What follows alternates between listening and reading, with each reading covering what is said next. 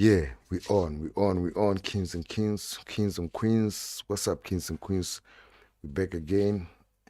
The court is in recess, so what we're going to do is just go back, way back in time. You know what we like to do uh, when it's like this? We go back in time and check the records and see what some people said in court, and then try to figure out what's going on. Because when it started, we were always told that Gininda will come with the answers right now. So he's already gone past. So we're going to look at Tumelo Madlala actually's evidence to see what did he say that this time he was being cross-examined by Mr. Advocate, in fact, Mr. Ramsapel, yeah, Attorney Ramsapel. Now, just take a closer look and just listen carefully to how evasive is how evasive is he towards the questions that are being posed by Ramsapel. Almost every question, when he's being asked that question, he always tries to answer something else that's not being asked, right? You saw those guys of the dreadlocks, right? He said yes, and then what did they say? They were looking for cell phones and money and cell phones. So, okay, explain to us the exact words that they used. Nah, is a problem for him. And then explain. It's amazing to me that these guys were able to put some of these things in their affidavits, their statements. But the problem is they are unable to communicate that to Mrs. Steenkamp, the person who was drafting all those, the identities and stuff like that. They were unable to. So let's just take, the network is giving me problems, but I think we'll try to manage. Let's just take a listen to this cross-examination by Mr. Ramsapel when he was dealing with this guy called Tumelo Madlala, right? And then listen how evasive is he, like, and you tell me if this guy is someone we can take his word. Like, is he someone that we can rely on his word? Can we rely on this guy's word? Can we, based on how he's answering these questions? Let's take a listen. Demanded phones from the people in the house, correct?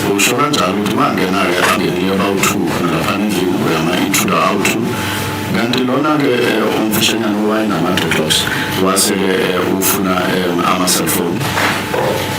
That is correct, yes.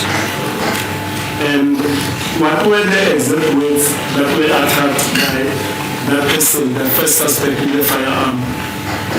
Lo mlisa-ke okanye lo msolwa wokuqala wakhuluma wathini lawo mazwi awasebenzisa amakhuluma lo bephethe isibhamu wakhuluma wathini akakhulumanga intini ngafuna amafoni nemali.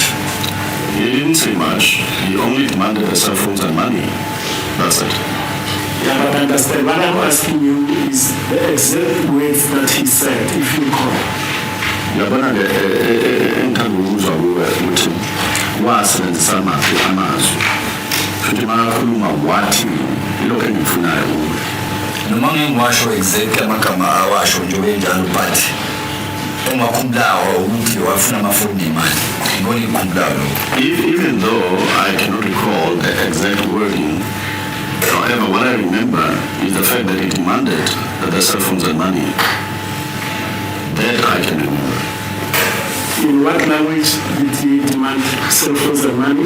Wayesebenzisa ngolwimi njengoba efuna ama-cell phones nemali. Wayesebenzisa ulimi lwesiZulu. Isizulu. And what was his demeanor when he made cell phones and money? Kubuye kanjani-ke makenza-ke lezo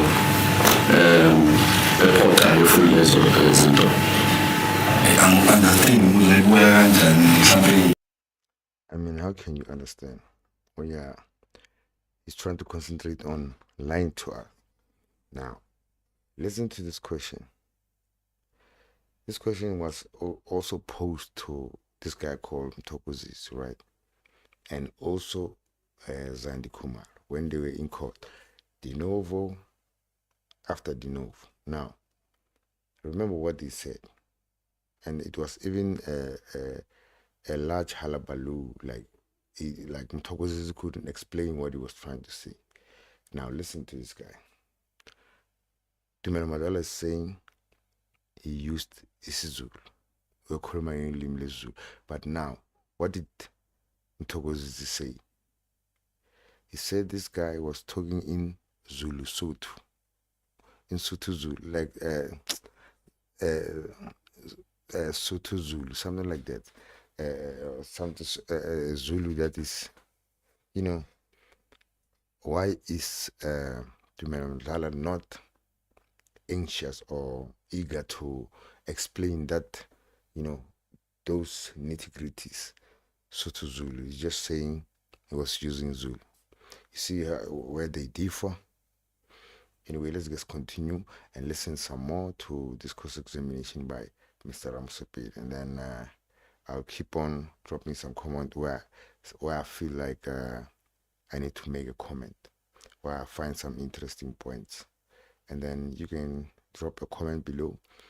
Maybe I'll consider talking about whatever you are posting about, whatever you're commenting about, or whatever question you may have, or whatever idea you want to put on the table. Let's do that.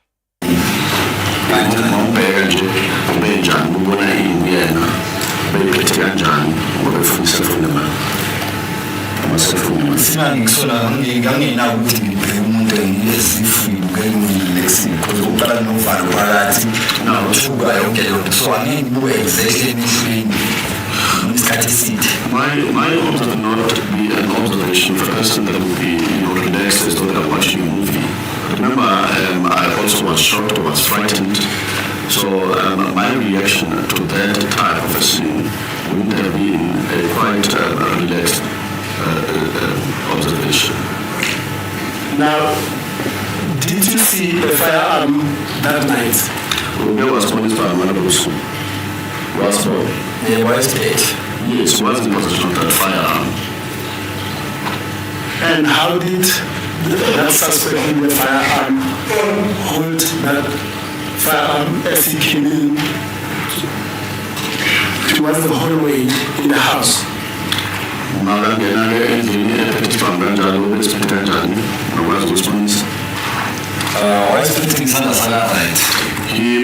had the firearm, or he held the firearm with his right hand. Yes, but what I want to know was he pointed at the people in the house with his hand outstretched in front, or was he holding it down as he at the house?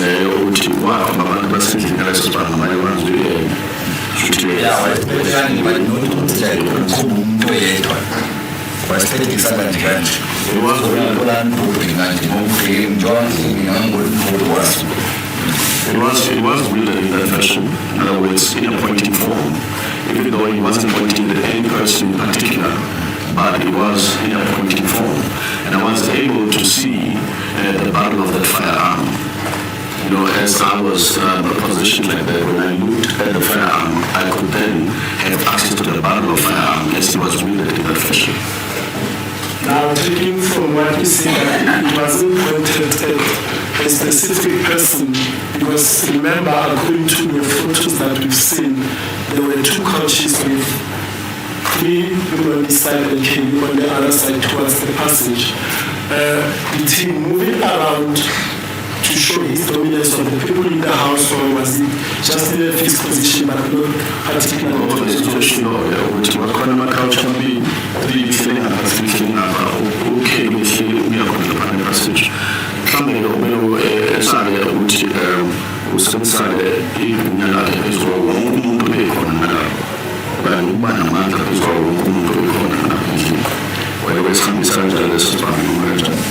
ukwenza wale nto awenzekanga isikhathi eside so so wonke kube nalento ukuthi ucheck-a yini ukuthi wenzani because ngabe sengisho ukuthi banovalo phakathi. No,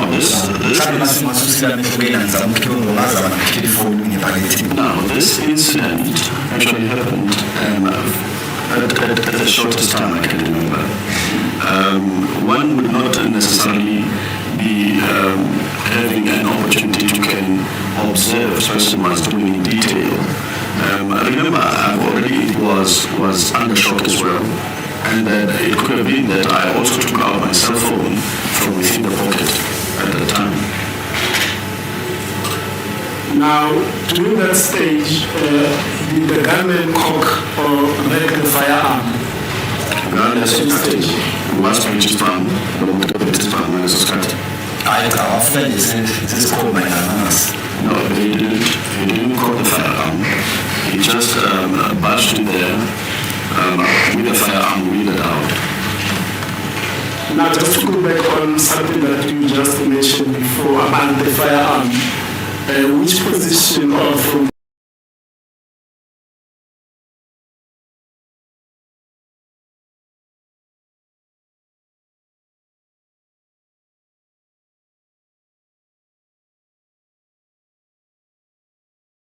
The network is giving me, the network is kind of late, but let's just comment on what we heard right there. You see, this guy can't even explain the barrel that he was looking into. He can't tell us what the barrel looked like. All he can tell us is it had a will say later on. But now, talking about the wheel, what did Gininda say?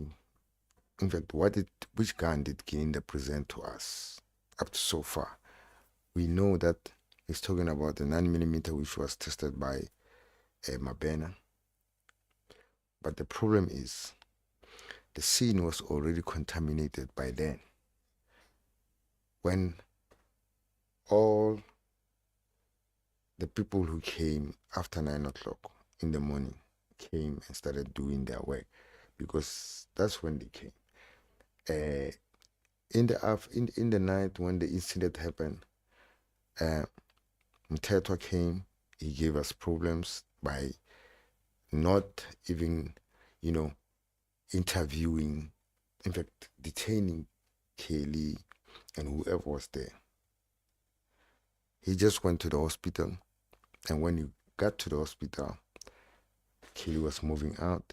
He went in, and then from there he got taken there to the house.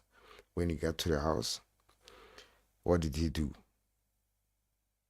He didn't take a statement there. He said he went to the police station to write a statement. Like, leaving the scene with whom? He's talking another guy, Musia, who never met him. Musia came around 10:30. So you see the discontent. So Tumelo Madlala is telling us he saw a gun. He was looking in the barrel of a gun. But he's unclear. What type of a all it's just mentioning is a wheel. But guess what?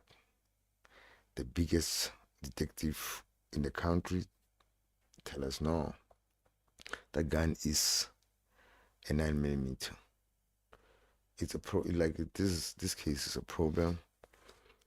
The detective is not consistent with the statements in the statements of the people in the house, like the witnesses, the eyewitnesses, the people who saw what was happening, who claim that they saw what was happening.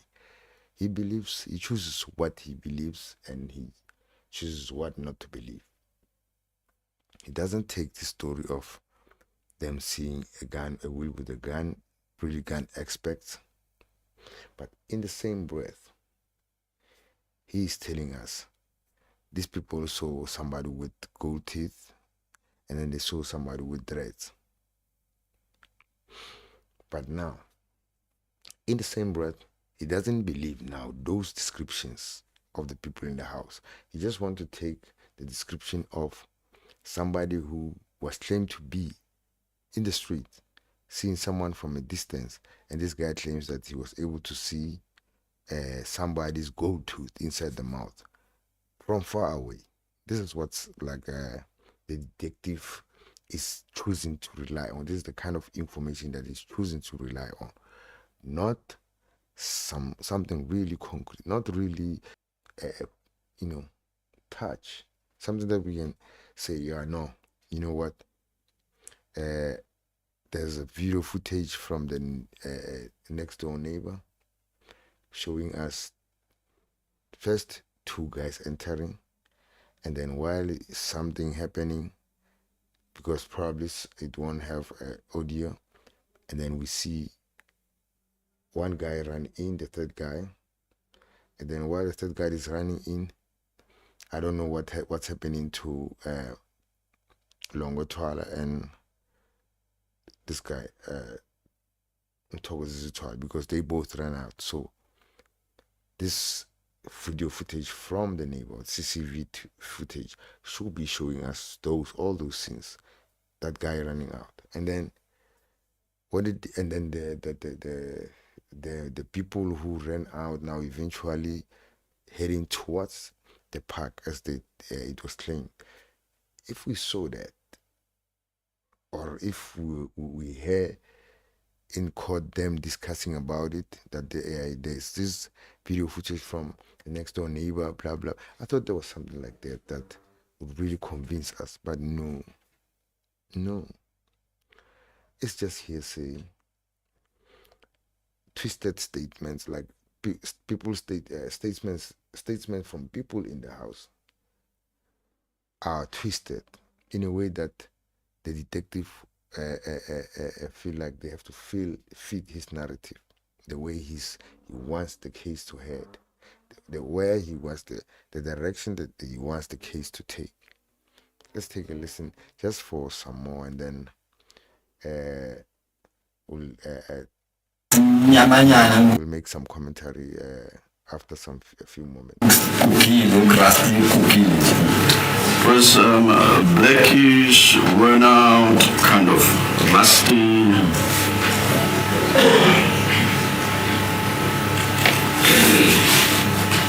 And just by using the dimensions with your hands, can you tell the length of that firearm?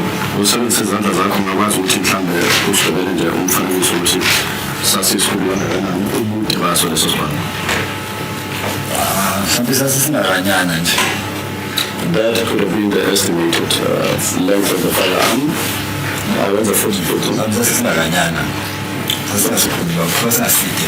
14 centimeters. About 14 centimeters. 20.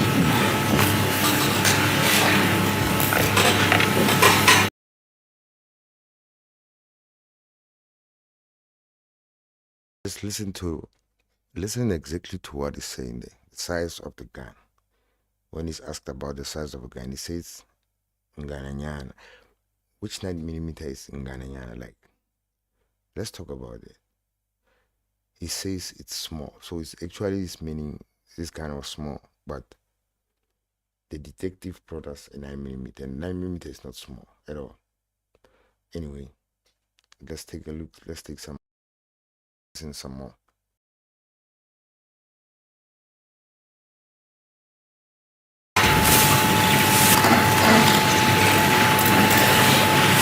And then also, could you tell if the firearm had a wheel on the side, something that looked like a wheel, or a shooting object on the side?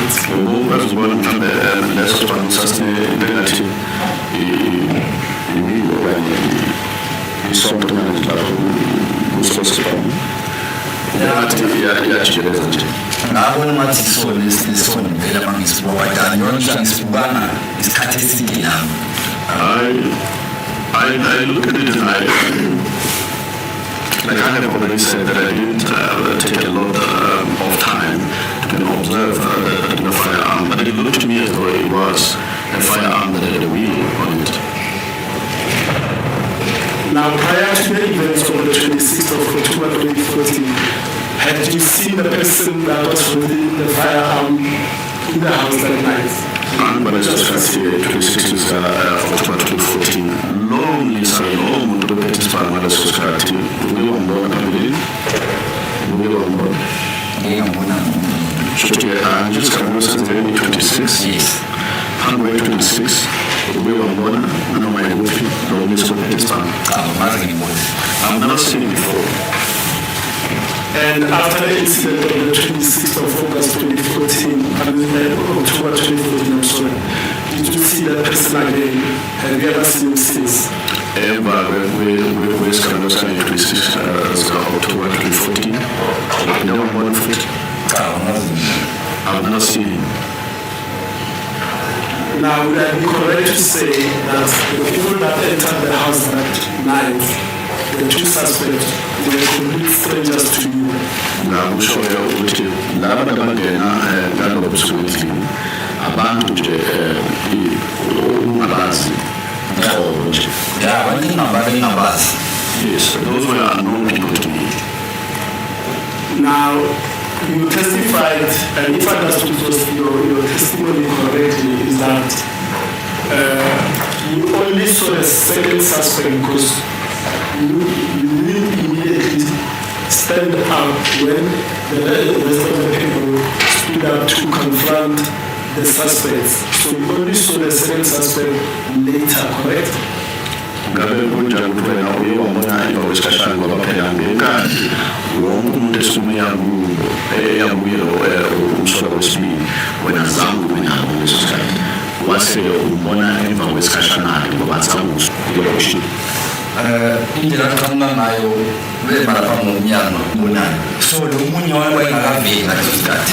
The man in which he appeared at the scene and stood by the door there was the very first person that one could see. And at the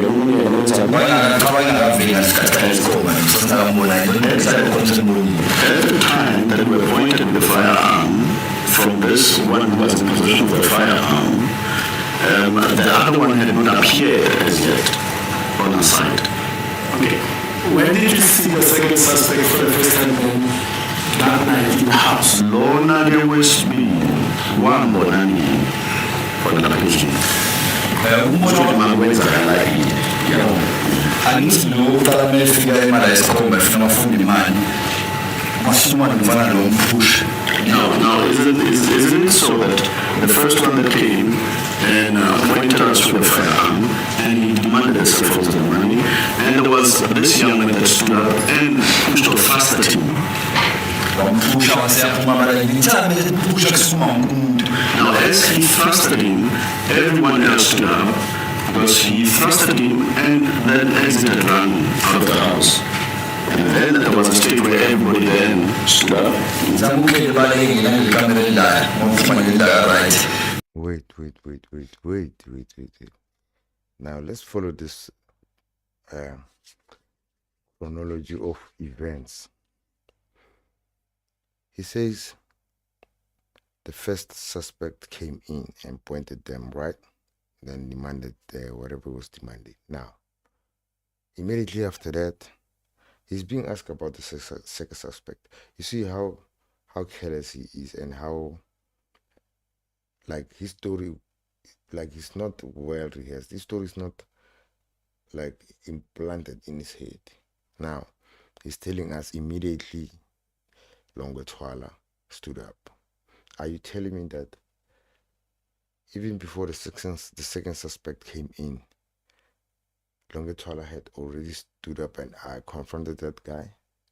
Is that what he's saying now? I mean, I was thinking that they both came in because you can hear even from the start of the question, he's being asked, did you see, like you said, I think Ramsipil is taking this from somewhere. You said that you saw the second suspect the last time. Like, the first suspect with the gun is the one that you saw first, and then you saw the gun, the second suspect. No, it's dicing around. It's going around circles. And then Ramsipil rephrased him. Are you telling me that? In fact, tell us, when did you see the second suspect? And then now, he's telling us a story, forgetting that he is being asked about the second suspect and then when he saw him. He's telling us, no, Longo Twala stood up, everybody, and then he's already at people running into their house, into rooms. I think this is why is he doing this? According to me, he's doing this because he's trying to exonerate those people that he's now mentioning, so that they cannot be asked to describe the second suspect. I think this is the plan. This is the whole gig. Anyway, let's continue. Then we're gonna take just a little bit of it, and then from there, I'll put again my commentary on the table, and then we'll part ways. Let's go.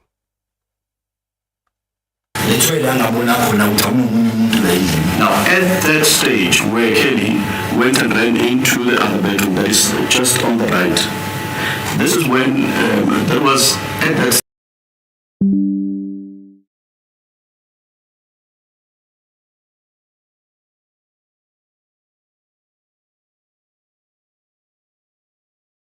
I want you to just listen to that. Right. This is where it gets interesting. Right. Second suspect. It's very interesting about the second suspect. He saw the second suspect after Longo had ran out. This is the aim. This is the aim of everything. That's when he saw the second suspect. After everybody had run into the rooms that they ran into. The whole plan was just to exonerate those people. Again, this guy is talking about they were fighting. When they were fighting, when did the fight start? Because now, up to so far, he has narrated us that when Longwe pushed that guy, people started running into rooms. When did the fight start? Who started pushing? Because Longwe's pushing and he ran out. So when did that dudula of Zandi start? When we started dudularing them. You see, there's a problem with this story. This story is just a mixed bag of bad results. Like this, nothing really that makes sense from the people in the house. It doesn't combine with the investigators. It doesn't combine with what the prosecutor is trying to do with the case. The prosecutor also is denying the fact that he's the one who decided not to arrest Kelly Kumich from the neighbors' CCTV, and then we will be able to see, okay, yeah, no. The people now we have to look for 5 people, but there's nothing. It's just hearsay from people in the Bundus there in KwaZulu-Natal, and then somebody who heard from someone decided to tell someone, and then that someone go and tell Gininda. You know, it's all triple hearsay. So anyway, guys, let me not take too much of your time. Tomorrow we'll try to do another session where we look at what Tumelo Madlala is saying. Furthermore, we're going to probably look into Zandi Kuman as well, and look into Mtokozi Zitwali, just